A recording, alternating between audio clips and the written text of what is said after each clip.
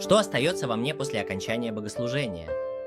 Это трепет от прославления или какая-то фраза из проповеди? Во время богослужения я действительно чувствую жар и вдохновение, но, вернувшись к повседневной жизни, кажется, что ничего не меняется.